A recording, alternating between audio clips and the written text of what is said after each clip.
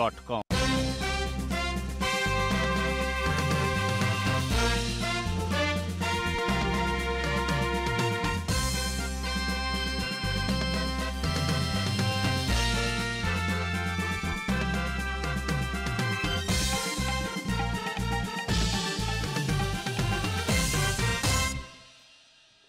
नमस्कार।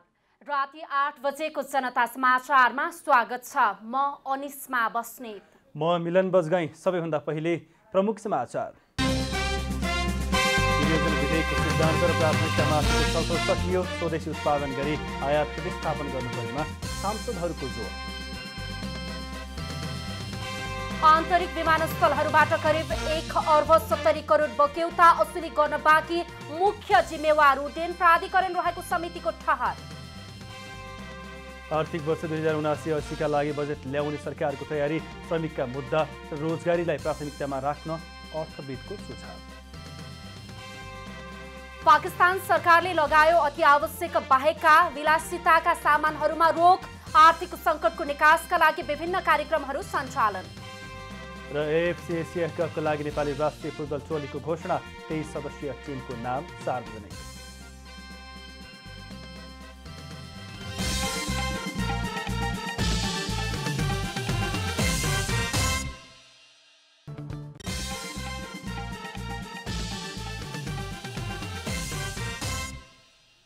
अब पूरा समाचार।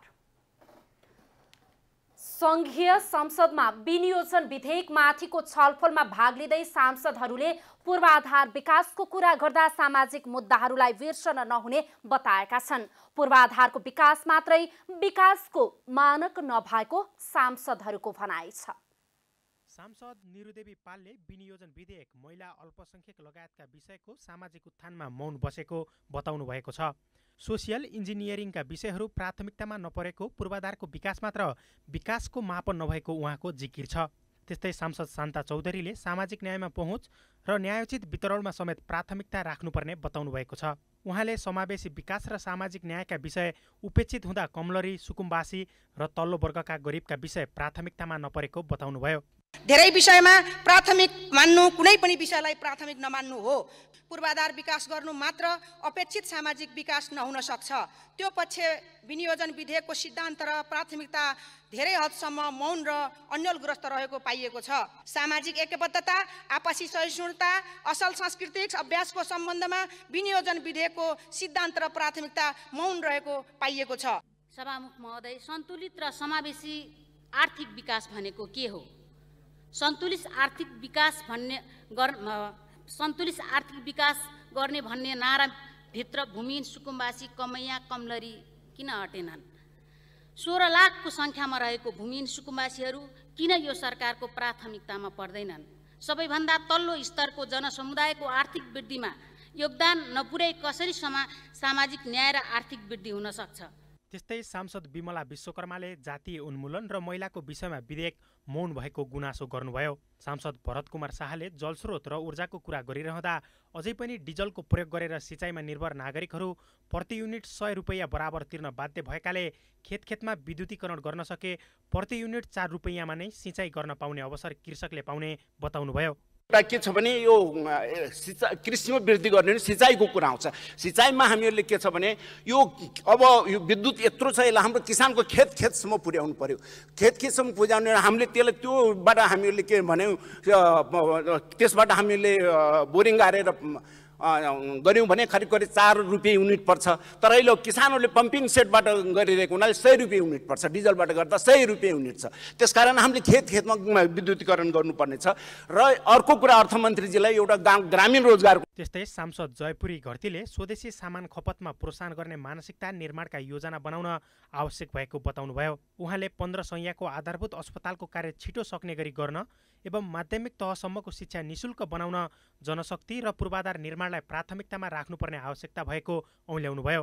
शिक्षा र स्वास्थ्यको विषयमा सिद्धान्त र प्राथमिकता अलिक कम भयो कि भन्ने मलाई महसुस भएको छ। शिक्षा र स्वास्थ्यलाई हामीले विशेष ढङ्गले राज्यले आफ्नो दायित्वभित्र लिनुपर्ने हुन्छ र हामीले आधारभूत शिक्षा जो +2 भन्दा तल अहिले पनि निशुल्क भनेका छौँ, त्यसको पूर्वाधार, त्यसको जनशक्ति र सबै कुरा पुगेको छैन। यसलाई चाहिँ निःशुल्क र गुणस्तर बनाउनेमा हामी जोड दिनुपर्छ। त्यस्तै सांसद कृष्ण दाहालले अझै पनि दाउरा र एलपीजी प्रतिस्थापन गरी विद्युतको पूर्ण उपभोग गर्ने, विद्युतीय सवारी साधनको प्रयोगमा लक्ष्य हासिल हुने एवं उद्योगको विकास गरेर सिसा, फलाम, तामा लगायतका कच्चा पदार्थ प्रशोधन गर्नुपर्ने अवस्था आउने हो भने नेपालमा नै बिजुली पर्याप्त नपुग्ने बताउँदै सरकारले ऊर्जा निर्यातलाई प्राथमिकतामा राखेकोमा प्रश्न उठाउनुभयो।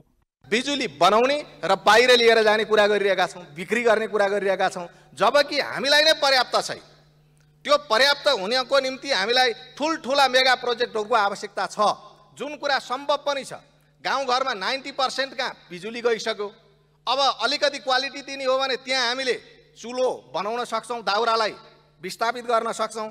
त्यो दाउरा विस्थापित गरेर अनि यो पेट्रोलियम पदार्थहरूलाई विस्थापित गरेर सांसदहरूले कृषि क्षेत्रको विकासले आयात प्रतिस्थापन र रोजगारी निर्माण सँगसँगै हुने भएकाले पहिलो प्राथमिकता कृषि नै हुनुपर्ने, ऋण उत्पादनशील कार्यमा लाग्नुपर्ने, भन्सारमा हुने छली रोक्नुपर्ने लगायतका विषय उठाएका छन्। व्यवसायीले समयमा नै भुक्तानी नपाउने समस्या अन्त्य गर्नुपर्ने, ससाना आयोजना स्थानीय तहमा हस्तान्तरण गर्न सङ्घले उदारता देखाउन सक्नुपर्ने लगायतका मुद्दाहरू सांसदहरूले उठाएका छन्।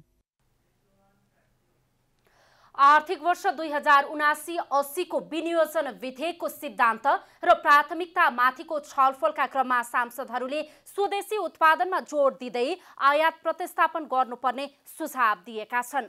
शुक्रबार प्रतिनिधि सभाको बैठकमा आर्थिक वर्ष 2079-80 को लागि विनियोजन विधेयकका सिद्धान्त र प्राथमिकतामाथिको छलफलमा नेकपा माओवादी केन्द्रका सांसद वर्षमान पुनले शिक्षाको लागि देश बाहिर पुग्ने रकम रोक्नलाई देशमै गुणस्तरीय शिक्षा दिनुपर्ने बताउनु भएको छ।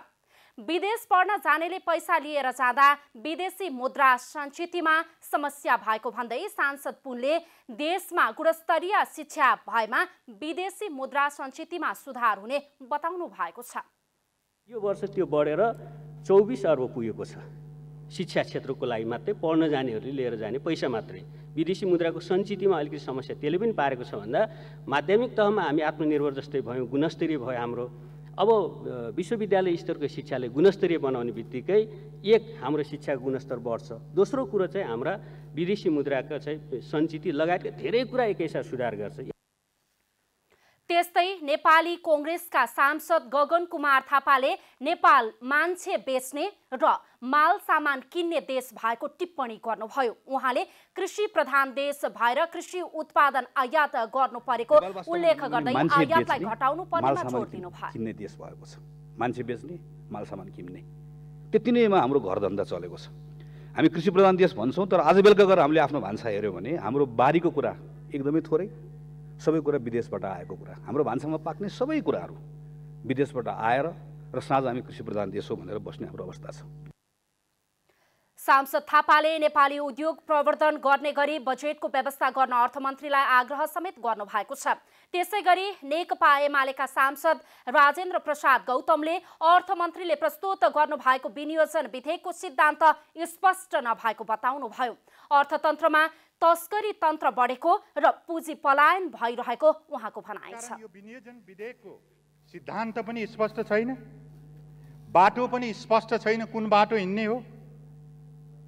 प्रधानमन्त्रीजीको बजेट सिद्धान्त नीति र कार्यक्रम र अर्थमन्त्रीजीको बजेट सिद्धान्त कार्यक्रम र नीतिमा नै आधारभूत रूपमा मतभिन्नता र विपरीत सिद्धान्तको जगमा उभिएको छ। त्यसैले प्रस्तुत प्राथमिकता र सिद्धान्तहरू सुस्पष्ट छैनन् भन्ने मेरो आफ्नो भनाइ छ। सरकारले आयात प्रतिस्थापन गर्न नसकेको भन्दै सांसद गौतमले प्रधानमन्त्री र अर्थमन्त्रीकै संलग्नतामा सुपारी, मरिच, छोकडा लगायतका वस्तुहरूको आयात अनुमति दिएको बताउनु भयो।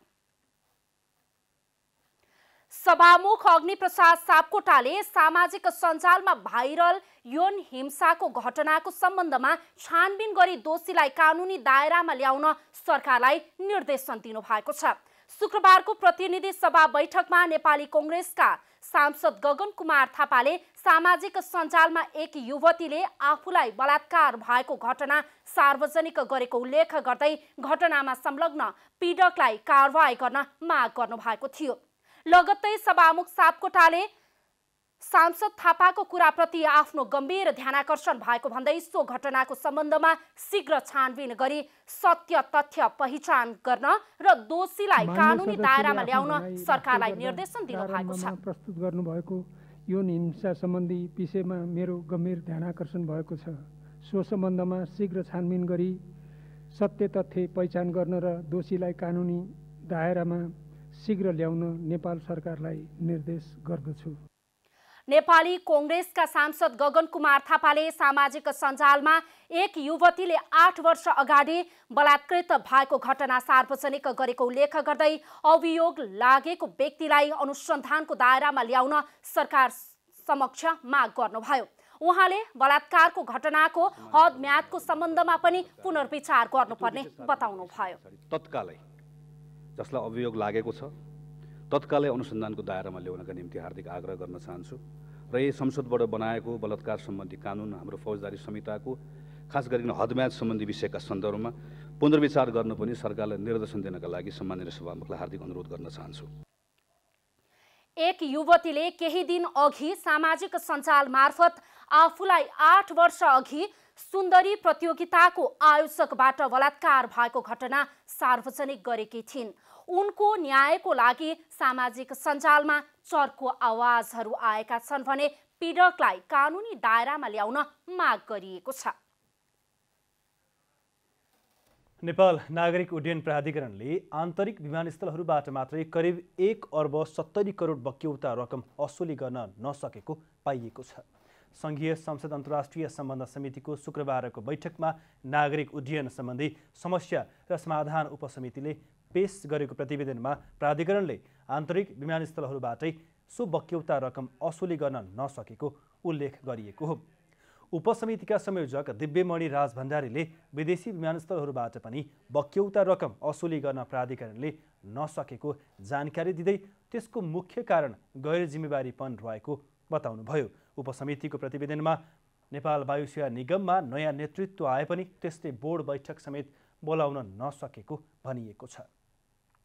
नयाँ चेयरम्यान आउनु भए तापनि महिनौसम्म बोर्ड मिटिङमा बस्न नसक्ने विभिन्न कारण देखाएर चाहिँ बोर्ड मिटिङ बस्न नसकेको कारणमा हामीले सरकारलाई वायुसेवा निगमलाई प्रश्नसँग भन्यौँ, यदि कि तपाईहरु पुरानो बोर्ड अफ डाइरेक्टर्सहरू ल्याएर चाहिँ बोर्ड मिटिङ कन्डक्ट गर्नुहोस्।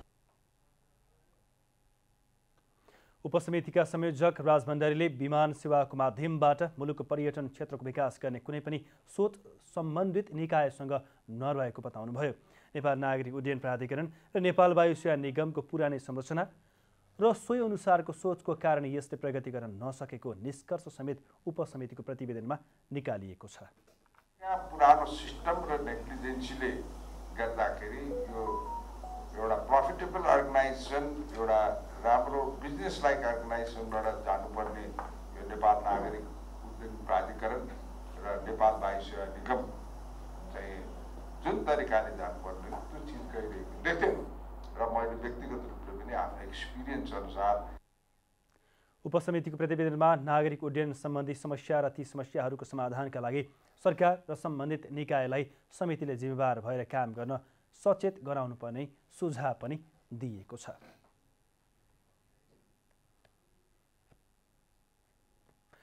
संसदीय सुनवाई समितिले श्रीलङ्का र डेनमार्कका लागि प्रस्तावित राजदूतहरूको सुनवाई गरेको छ।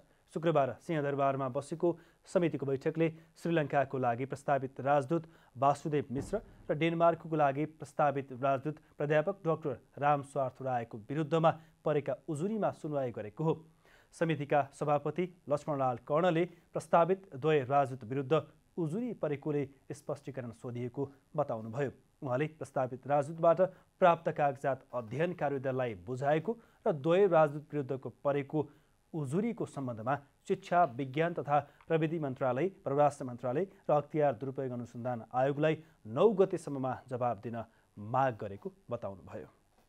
मिश्रको सम्बन्धमा हामीले शिक्षा मन्त्रालय र परराष्ट्र मन्त्रालयसँग सोधेका छौँ र राम स्वार्थ रायजीको सम्बन्धमा अख्तियार दुरुपयोगलाई पनि अख्तियार अनुसन्धान आयोगलाई पनि हामीले पत्र लेखेका छौँ। 9 गते उहाँहरूको जवाबको अपेक्षा गरेका छौँ, टाइम किटेर पठाइराखेका छौँ। त्यो आइसकेपछि यहाँ दुईजनाको सम्बन्धमा हामीले निर्णय गरौँला। समितिको बैठकमा बोल्दै डेनमार्कका लागि प्रस्तावित राजदूत प्राध्यापक डाक्टर रामसार्थ रायले राजदूत बनेपछि नेपालमा पुनः डेनमार्कको राजदूतावास स्थापित गर्न पहल गर्ने बताउनुभयो। उहाँले नेपाल र डेनमार्क बीचको सम्बन्ध थप प्रगाढ बनाउने, नेपालको जलविद्युत तथा वैदेशिक ऊर्जाको क्षेत्रमा निजी सामुदायिक पार्टनरसिप PPP मोडेलमा लगानी प्रबन्धन गर्ने तथा प्रविधिको क्षेत्रमा सहजीकरण गर्ने कुरामा जोड दिने बताउनुभयो। उहाँले पर्यटन र व्यापार बढाउन पहल गर्ने, दुई देश र बहुदेश बीचको सम्बन्ध सुमधुर बनाउनका लागि अझ सुदृढ गरी मित्रता, मातृत्व विकास र समृद्धिलाई योगदान पुर्याउन मुख्य भूमिका खेल्ने कुरामा जोड दिने बताउनुभयो। दुई देश र बहुदेश बीचको सुमधुर सम्बन्धलाई अझ सुदृढ गरी मित्रता, भातृत्व विकास र समृद्धिलाई योगदान पुर्याउन मुख्य भूमिका खेल्नेछु। यसका लागि नेपाल सरकार, राष्ट्रिय योजना आयोग, अर्थ मन्त्रालयका अन्तर्राष्ट्रिय आर्थिक सहायता तथा समन्वय महाशाखा, परराष्ट्र मन्त्रालय, संस्कृति तथा पर्यटन मन्त्रालय, पर्यटन बोर्ड, संसदको अन्तर्राष्ट्रिय समिति, विभिन्न दलका विदेश विभागहरू लगायत निकायहरू समन्वय र सम्पर्कमा रही निरन्तर संवाद गर्दै जानेछु। प्रस्तावित राजदूत रायले सरकारको परराष्ट्र नीतिभित्र रहेर सरकारको कामलाई पहिलो प्राथमिकता दिएर नेपाललाई चिनाउन विभिन्न पहल गर्ने प्रतिबद्धता जनाउनुभयो। उहाँले नेपालको आर्थिक, कूटनीतिक, राजनीतिक, स्वास्थ्य, खानेपानी निर्यात, पर्यटन, कृषि, जलविद्युत आदि क्षेत्रमा दिगो विकास लक्ष्यलाई सहयोग पुर्याउने गरी वैदेशिक लगानी भित्र्याउन पहल गर्ने पनि बताउनुभयो। जनता समाचारमा छोटो विश्राम।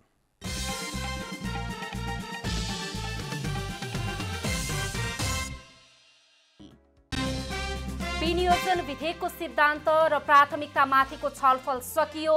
स्वदेशी उत्पादन गरी आयात प्रतिस्थापन गर्नुपर्नेमा सांसदहरूको जोड। आन्तरिक विमानस्थलहरूबाट करिब 1 अर्ब 70 करोड बक्यौता असुली गर्न बाँकी, मुख्य जिम्मेवार उड्डयन प्राधिकरण रहेको समितिको ठहर। आर्थिक वर्ष 2079-80 का लागि बजेट ल्याउने सरकारको तयारी। श्रमिकका मुद्दा र रोजगारीलाई प्राथमिकतामा राख्न अर्थविदको सुझाव। पाकिस्तान सरकारले लगायो अति आवश्यक बाहेकका विलासिताका सामानहरूमा रोक। आर्थिक सङ्कटको निकासका लागि विभिन्न कार्यक्रम सञ्चालन। र AFC एसिया कपका लागि नेपाली राष्ट्रिय फुटबल टोलीको घोषणा। 23 सदस्यीय टिमको नाम सार्वजनिक।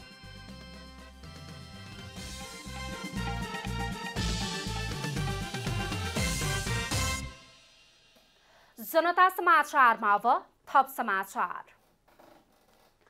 गत वैशाख 30 गते सम्पन्न भएको स्थानीय तह निर्वाचनको मत परिणाम आउने क्रम जारी रहँदा देशको माहौल अझै पनि चुनावमय छ।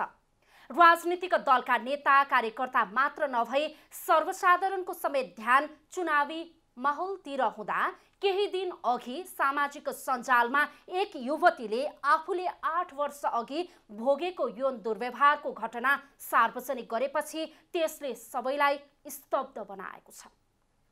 सन् 2014मा मनोज पाण्डे नामको एकजना व्यक्तिले पीडितलाई लेमोनेडमा मादक पदार्थ मिसाएर खान दिए पश्चात बलात्कार गरेको पीडितले बताएकी छिन्। विभिन्न यातना दिएर पीडित 6 महिनासम्म यौन शोषणमा परिरहिन्। 16 वर्षकी युवती जो कलाकारिता क्षेत्रमा आफ्नो भविष्य बनाउन चाहन्थिन्। अनि what he told me was come let's have a photo shoot and I was like really excited किनभने I wanted to become a model. जीवनका पाइलाहरू भर्खर सुरु गर्दै गरेकी युवतीको सपना साकार हुनुभन्दा पहिले नै भताभङ्ग भयो। कोही महिलाले कुनै पनि किसिमको शारीरिक, मानसिक, शाब्दिक हिंसा भोगेको अनुभव नै नगर्दा पनि सौन्दर्य प्रतियोगिता आफैमा एक हिंसा हो। सामाजिक सञ्जाल मार्फत भाग 20 सम्म भिडियो पोस्ट गरेकी पीडितले 8 वर्षपछि बोल्ने हिम्मत राखेकी हुन्। कतिले भिडियोहरू बाहिरिए पश्चात सामाजिक सञ्जालमा उनलाई सहयोग गर्ने प्रतिबद्धता जनाएका छन् भने कतिले यतिका लामो समयसँग किन नबोलेको भन्दै उनलाई तल देखाउन लागि परेका छन्। सुस्मिता रेग्मीको केस चाहिँ एकदमै महिला विरुद्धको हिंसा हैन, महिला हिंसा विरुद्धको अपराध हो, यौन हिंसा विरुद्धको अपराध हो। यसमा चाहिँ यो सरकारवादी मुद्दा हो। यसमा चाहिँ ढिलो भयो है, समयको हदबन्दी हुन्छ। पहिला 35 दिन थियो, अहिले 1 वर्ष बढाएको छ। यो हदबन्दी लाग्नु हुँदैन, किनभने सरकारवादी मुद्दामा चाहिँ पीडितले मेरो यो कारणले गर्दाखेरि मैले दिन सकिनँ, जस्तो कतिपय उमेरका कारणले हुन्छ, कतिपय सामाजिक स्टाटसका कारणले गर्दाखेरि हुन्छ, कहिलेकाहीँ आर्थिक कारणहरूले गर्दाखेरि हुन्छ। मान्छेहरूको त्यो मनोबल नै बाहिर ल्याउनको लागि केही समय लाग्ने तथ्यहरू छ हैन। ढिलो आयो, समयको हदबन्दी नागिसक्यो भनेर सरकार पन्छिनु हुँदैन। यो सरकारवादी मुद्दा भएको भएर सरकार आफैले इनिसिएसन लिनुपर्छ। नेपालको कानुनमा बलात्कार भएको 1 वर्षभित्र मात्र उजुरी दर्ता गर्न पाउने प्रावधान छ। उक्त प्रावधान भएको मुलुकमा 8 वर्षपछि हिम्मत जुटाएर आवाज उठाएकी पीडितले मलाई अहिले जब थाहा भयो कि 1 वर्षसम्म रिपोर्ट गरेन भने त्यो फाइल दर्ता भए पनि कोर्टले झन् रिटर्न गरिदिन्छ भनेर। उजुरी दर्ता गर्न पाउँछिन् या पाउँदैनन्, यस सम्बन्धित कानुनबारे के भन्छन् त अधिवक्ताहरू? सरकार विरुद्धका जति पनि अपराधहरू भनेर घोषणा गरेको छ त्यस्ता कुराहरूमा चाहिँ हदम्याद राख्नै हुँदैन भन्ने मलाई लाग्छ हैन। कोही 8 वर्षपछि आउँछन्, कोही 2 वर्षपछि आउँछन्, कोही 10 वर्षपछि आउँछन्, कोही 20 वर्षपछि पनि आउन सक्छन् हैन। फेरि यस्ता मुद्दाहरूमा चाहिँ हदम्याद राख्नु हुँदैन र यो सुस्मिता रेग्मीको केसलाई अगाडि बढाएर चाहिँ एउटा सर्वोच्च अदालतले एउटा राम्रो डिसिजन गर्न सक्यो भने यो नजिरको रूपमा पनि स्थापित हुन सक्छ है। एउटा शरीर बन्धकको पनि कुरा छ कि, जस्तो एउटा बलात्कारको मात्रै कुरा छैन, शरीर बन्धकको कुरा छ। त्यस पछाडि 6 महिनासम्म पनि त्यो फोटोहरू देखाएर उसलाई जसरी म्यानिपुलेट गरिरहेको छ, जसरी स्ट्रेस दिइरहेको छ हैन, सो मानसिक अवस्थाको कुरा गर्नुहुन्छ भने पनि उसलाई पुनर्स्थापन गर्नुपर्ने कुरा छ। मोडलिङ क्षेत्रमा आउन चाहने या आएकाहरूले यो सबै भोग्नु नै पर्छ भनेर भन्नेहरूको जमात पनि कम छैन। निजी सम्बन्ध, कार्यालय, कलेज, हरेक ठाउँमा हरेक उमेरका महिलाहरूले यो सबै पीडाहरू भोगेर नै आएका हुन्छन् र भोगी पनि रहेका छन्। बाहिर देखिएको रङ्गीन दुनियाँको कहाली लाग्दो रूप कतिसम्म हुन्छ त्यो हामी सबैले विचार पुर्याएकै छौँ। क्यामेरामा जयराज थपलियाका साथ यशोदा चौलागाई, काठमाडौँ। सरकारले गणतन्त्र दिवस त्रिदिवसीय कार्यक्रमका साथ मनाउने भएको छ। गणतन्त्र दिवस 2079 मूल समारोह समितिको बैठकले गणतन्त्र दिवस 3 दिनसम्म विभिन्न कार्यक्रम गरी मनाउने निर्णय गरेको हो। गृहमन्त्री बालकृष्ण खाँडको अध्यक्षतामा बसेको मूल समारोह समितिको बैठकले यही जेठ 14, 15 र 16 गते विशेष कार्यक्रम गरी दिवस मनाउने निर्णय गरेको हो। समितिले जेठ 14 गते साँझ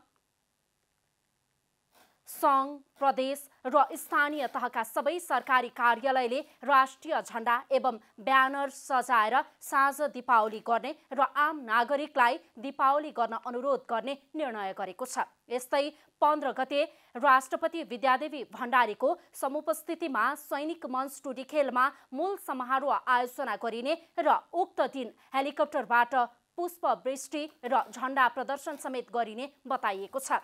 सोही दिन साँझ आम नागरिक र सरकारी तथा सार्वजनिक कार्यालयहरूले आफ्नो घर, कार्यालय एवं सार्वजनिक स्थलहरूमा दीपावली गर्ने कार्यक्रम तय भएको छ। यस्तै जेठ 16 गते रेडियो नेपाल तथा नेपाल टेलिभिजनबाट जागरण गीत प्रसारण गर्ने तथा देशवासी र सरकारी तथा सार्वजनिक निकायले आफ्नो घर, कार्यालय एवं सार्वजनिक स्थलहरूमा साँझ दीपावली गर्ने कार्यक्रम तय भएको बताइएको छ।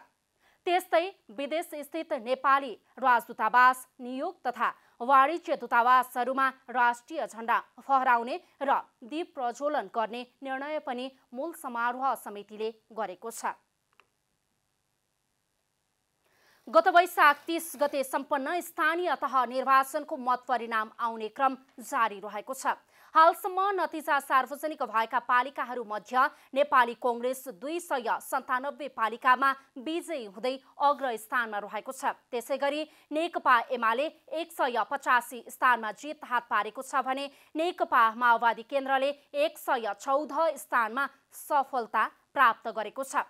जनता समाजवादी पार्टी नेपालले 20 पालिकामा निर्वाचित हुँदा नेकपा एकीकृत समाजवादी पार्टी 15 पालिकामा विजयी भएको छ। करिब 10% पालिकाको मत परिणाम आउन बाँकी रहेको छ। यसैबीच 2074 सालमा निर्वाचित स्थानीय तहका जनप्रतिनिधिहरूको कार्यकाल बिहीबारबाट सकिएसँगै विभिन्न पालिकामा नयाँ जनप्रतिनिधिहरूले पदभार सम्हालेका छन्।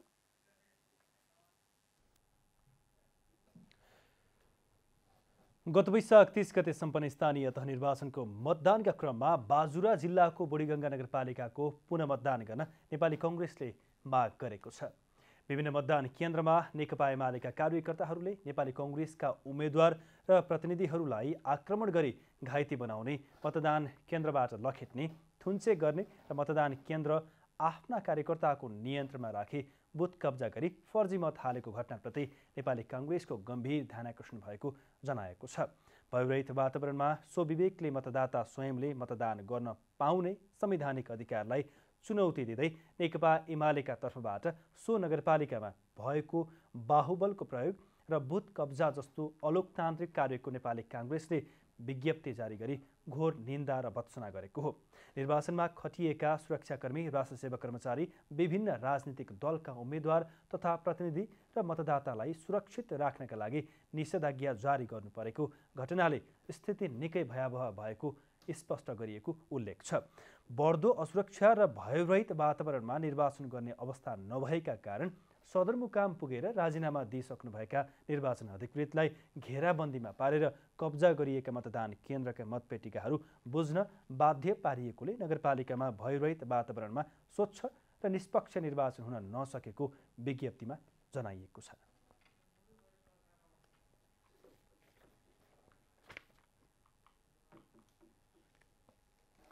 आज मुलुकभर वर्षाको सम्भावना रहेको जल तथा मौसम विज्ञानले जनाएको छ। आज अपराह्नदेखि देशका केही स्थानमा हावाहुरीसहितको वर्षा भइरहेको छ भने केही स्थानमा वर्षा थप बढ्ने सम्भावना रहेको विभागले जनाएको छ। हाल नेपालमा स्थानीय वायु, भारतको उत्तर प्रदेश आसपास रहेको न्यून चापीय रेखा र पश्चिमी वायुको प्रभाव रहेको छ। हाल बागमती प्रदेश र गण्डकी प्रदेशका थोरै स्थानमा हल्का वर्षा भइरहेको छ। राति प्रदेश 1, मध्य प्रदेश, बागमती प्रदेश र गण्डकी प्रदेशका धेरै स्थानमा मेघ गर्जन र चट्याङ सहित हावाहुरीदेखि हल्कादेखि मध्यम वर्षाको सम्भावना रहेको छ। आगामी 3 दिनसम्म वर्षाको सम्भावना रहेकोले आवश्यक सतर्कता अपनाउन मौसमविदले आग्रह गरेका छन्। अब आर्थिक समाचार।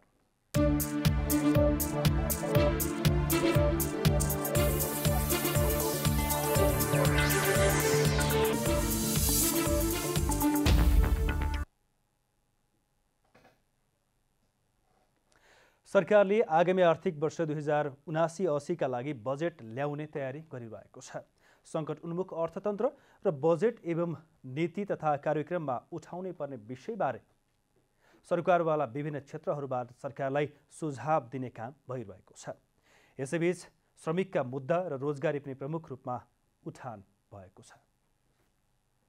यतिखेर अर्थ मन्त्रालय आउँदो आर्थिक वर्षका लागि बजेट लेखनको तयारीमा जुटेको छ। यसअघि गत मङ्गलबार नै संसदमा अर्थमन्त्रीले आगामी बजेटका कार्यक्षेत्र र उद्देश्यबारे विनियोजन विधेयक 2079-80 कर बाहेकको प्रस्ताव संसदमा पेश गरिसक्नु भएको छ, जुन प्रस्तावमा विभिन्न दलका नेता एवं सांसदहरूले आफ्नो राय र सुझाव दिने क्रम जारी छ।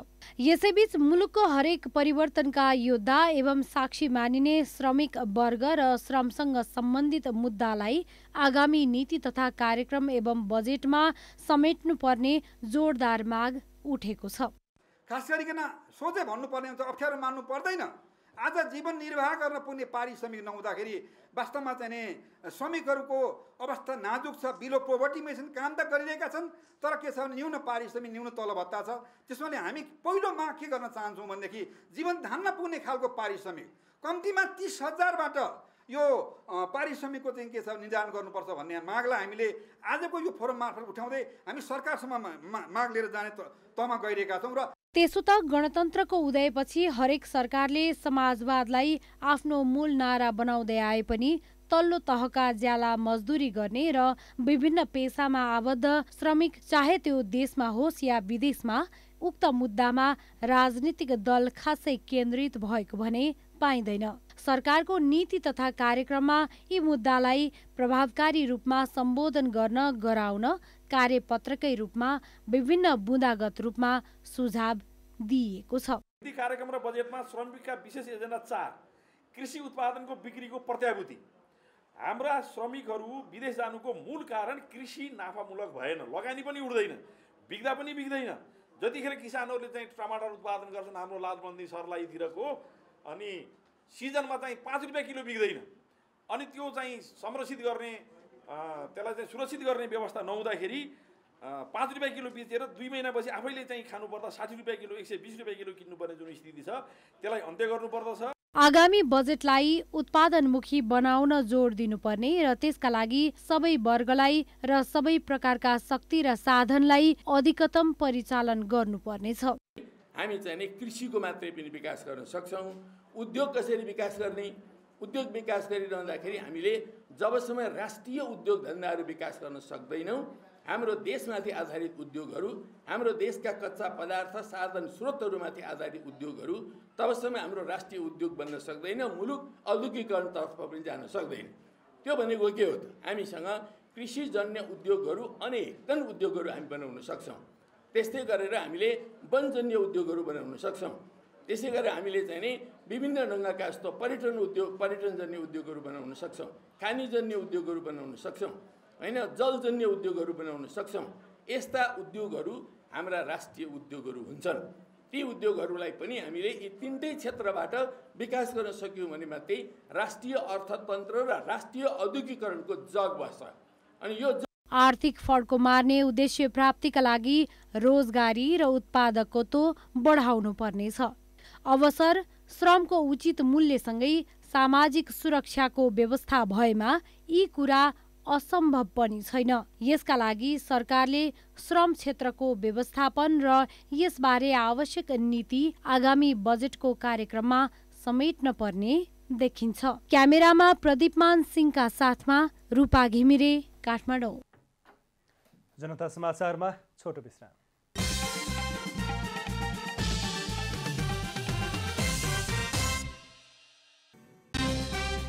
विधेयकको सिद्धान्त र प्राथमिकतामाथिको छलफल सकियो। स्वदेशी उत्पादन गरी आयात प्रतिस्थापन गर्नुपर्नेमा सांसदहरूको जोड। आन्तरिक विमानस्थलहरूबाट करिब 1 अर्ब 70 करोड बक्यौता असुली गर्न बाँकी, मुख्य जिम्मेवार उड्डयन प्राधिकरण रहेको समीक्षा छ। आर्थिक वर्ष 2079-80 का लागि बजेट ल्याउने सरकारको तयारी। श्रमिकका मुद्दा र रोजगारीलाई प्राथमिकतामा राख्न अर्थविदको सुझाव। पाकिस्तान सरकारले लगाए अति आवश्यक बाहेक विलासिताका सामानहरूमा रोक। आर्थिक सङ्कटको निकासका लागि विभिन्न कार्यक्रमहरू सञ्चालन। र एएफसी एसिया कपका लागि नेपाली राष्ट्रिय फुटबल टोलीको घोषणा। 23 सदस्यीय टिमको नाम सार्वजनिक।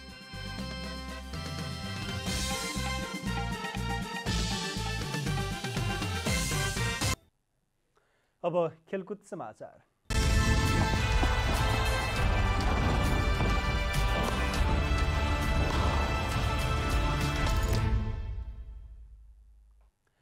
एएफसी एसिया कप 2023 को तेस्रो चरणका लागि नियमित कप्तान तथा गोलकिपर किरण चेम्जोङबिनै नेपाली राष्ट्रिय फुटबल टोलीको घोषणा गरिएको छ। नेपाली टिमका मुख्य प्रशिक्षक अब्दुल्लाह अल्मुताइरीले शुक्रबार नियमित कप्तान तथा गोलकिपर किरण चेम्जोङबिना नै 23 सदस्यीय राष्ट्रिय टिमको नाम सार्वजनिक गर्नुभएको हो। बन्द प्रशिक्षणमा रहेका बेला सेवा सुविधा पर्याप्त नभएको भन्दै राष्ट्रिय टोलीको बन्द प्रशिक्षण छाडेका 10 खेलाडी बिना प्रशिक्षक अल्मुताइरीले 23 सदस्यीय खेलाडीको सूची सार्वजनिक गर्नुभएको हो। पछिल्लो समय मुख्य प्रशिक्षक र खेलाडीहरू बीचको टकरावमा किरणले साथ दिएका थिए भने वैदेशिक व्यावसायिक खेलमा रहेका छन्। घोषणा गरिएको टोलीमा रोहित चन्द, विमल घरतीमगर, सुजल श्रेष्ठ, अञ्जन विष्टसहित 10 सिनियर खेलाडीको नाम हटाइएको छ। होटलको विषयमा विवाद भएपछि प्रशिक्षक अल्मुताइरीले होटल छोड्ने निर्देशन दिएको भन्दै खेलाडीहरूले बन्द प्रशिक्षण छोडेका थिए। यसपटक घोषणा भएको राष्ट्रिय टोलीमा 4 नयाँ अनुहारले स्थान बनाएका छन्। रक्षक विकास तामाङ र शिव गुरुङसँगै मिडफिल्डर निरकुमार राई र रोशन राणामगरले पहिलो पटक राष्ट्रिय टोलीमा स्थान बनाएका छन्। एसिया कप तेस्रो चरणको छनौटमा नेपाल समूह एमा रहेको छ। नेपाल सम्मिलित समूहमा आयोजक कुवेतसँगै बलियो जोर्डन र इन्डोनेसिया रहेका छन्। जुन 8देखि 14सम्म कुवेतमा आयोजना हुने प्रतियोगितामा नेपालले जुन 8मा जोर्डन विरुद्ध खेल्दै छनौटको सुरुवात गर्नेछ। यस्तै दोस्रो खेलमा कुवेत विरुद्ध जुन 11मा खेल्दा जुन 14मा इन्डोनेसिया विरुद्ध अन्तिम खेल खेल्ने तालिका रहेको छ। नेपालले पाहुना टोली युगान्डा विरुद्धको महिला T20 अन्तर्राष्ट्रिय क्रिकेटमा पहिलो जित निकालेको छ। टियु क्रिकेट मैदानमा शुक्रबार भएको चौथो खेलमा युगान्डालाई 15 रनले हराउँदै नेपालले पहिलो जित निकालेको हो। नेपालले दिएको 98 रनको लक्ष्य पछ्याएको युगान्डाले निर्धारित 18 ओभरमा 8 विकेट गुमाएर 82 रन मात्र बनाउन सक्यो। युगान्डाका लागि जनेट बाबाजीले सर्वाधिक 21 रन जोडिन्। रिता न्याङ्गेन्डो र एभलिन एनिपोले समान 16 रन जोडिन्। केभिन बिनोले 11 रन बनाइन्। नेपालकी हिरणमाई रोयले 2 विकेट लिइन्। रोयले डेब्यू खेलमै विकेट लिएकी हुन्। यस्तै अस्मिता कर्माचार्य र रुबिना छेत्रीले 1-1 विकेट लिइन्। त्यसअघि टस जितेर पहिले ब्याटिङ गरेको नेपालले 17 ओभर 5 बलमा अल आउट हुँदै 97 रन बनाएको थियो। मैदान ओसिलो भएको कारण ढिला सुरु भएपछि खेल 18 ओभरमा घटाइएको थियो, तर नेपालले पुरै ओभर खेल्न सकेन। नेपालका लागि ज्योति पाण्डेले सर्वाधिक 17 रन जोड्दा बिन्दुस रावलले 16 रन बनाए। यस्तै सीता राणा मगर 11 रनमा आउट भइन् भने डोली भट्टले 6 रन जोडिन्। अप्सरी बेगम 4 तथा कप्तान रुबिना छेत्री र इन्दु वर्मा समान 1-1 रनमा आउट भइन्। यस जितसँगै नेपालले सिरिज क्लिन स्विप हुनबाट जोगाएको छ, तर 5 खेलको सिरिजमा नेपाल 3-1 ले पछि रहेको छ। युगान्डाले सिरिज यसअघि नै जितिसकेको छ। पहिलो पटक घरेलु मैदानमा सिरिज खेलिरहेको नेपालले युगान्डासँग शनिबार अन्तिम T20 खेल खेल्नेछ। अन्त्यमा आजको डायरी। आर्थिक वर्ष 2079-80 को विनियोजन विधेयकको सिद्धान्त र प्राथमिकतामाथिको छलफलका क्रममा सांसदहरूले स्वदेशी उत्पादनमा जोड दिँदै आयात प्रतिस्थापन गर्नुपर्ने सुझाव दिएका छन्। शुक्रबार प्रतिनिधि सभाको बैठकमा आर्थिक वर्ष 2079-80 को लागि विनियोजन विधेयकका सिद्धान्त र प्राथमिकतामाथिको छलफलमा नेकपा माओवादी केन्द्रका सांसद वर्षमान पुनले शिक्षाको लागि देश बाहिर पुग्ने रकम रोक्नलाई देशमै गुणस्तरीय शिक्षा दिनुपर्ने बताउनु भएको छ। सभामुख अग्निप्रसाद सापकोटाले सामाजिक सञ्जालमा भाइरल यौन हिंसाको घटनाको सम्बन्धमा छानबिन गरी दोषीलाई कानुनी दायरामा ल्याउन सरकारलाई निर्देशन दिनुभएको छ। शुक्रबारको प्रतिनिधि सभा बैठकमा नेपाली कांग्रेसका सांसद गगन कुमार थापाले सामाजिक सञ्जालमा एक युवतीले आफूलाई बलात्कार भएको घटना सार्वजनिक गरेको उल्लेख गर्दै घटनामा संलग्न पीडितलाई कारबाही गर्न माग गर्नुभएको थियो। नेपाल नागरिक उड्डयन प्राधिकरणले आन्तरिक विमानस्थलबाट मात्रै करिब 1 अर्ब 70 करोड बक्यौता रकम असुली गर्न नसकेको पाइएको छ। संघीय संसद अन्तर्राष्ट्रिय सम्बन्ध समितिको शुक्रबारको बैठकमा नागरिक उड्डयन सम्बन्धी समस्या र समाधान उपसमितिले पेश गरेको प्रतिवेदनमा प्राधिकरणले आन्तरिक विमानस्थलहरूबाटै सो बक्यौता रकम असुली गर्न नसकेको उल्लेख गरिएको छ। पाकिस्तानले अति आवश्यक बाहेका विलासिताका सामानहरूको आयातमा रोक लगाएको छ। पाकिस्तान सरकारले ती सामानहरू आयातमा रोक लगाएको बारे शुक्रबार जानकारी गराएको हो। आयातमा रोक लगाएका सामानहरू 3 दर्जनभन्दा बढी रहेको पनि बताइएको छ। त्यहाँको सरकारले आर्थिक सङ्कटको निकासाका लागि विभिन्न कार्यक्रमहरू सञ्चालनमा ल्याएको छ। नेपालले पाहुना टोली युगान्डा विरुद्धको महिला T20 अन्तर्राष्ट्रिय क्रिकेटमा पहिलो जित निकालेको छ। टियु क्रिकेट मैदानमा शुक्रबार भएको चौथो खेलमा युगान्डालाई 15 रनले हराउँदै नेपालले पहिलो जित निकालेको हो। नेपालले दिएको 98 रनको लक्ष्य पछ्याउने क्रममा युगान्डाले निर्धारित 18 ओभरमा 8 विकेट गुमाएर 82 रन मात्र बनाउन सक्यो।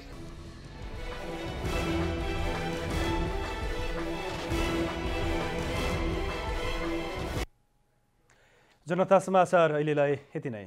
जनताद्वारा जनताका लागि प्रसारित जनता टेलिभिजनका कार्यक्रमहरू युट्युब, ट्विटर, फेसबुक र हाम्रो वेबसाइट जनतासमाचार.com मा पनि पढ्न र हेर्न सक्नुहुनेछ। नमस्कार।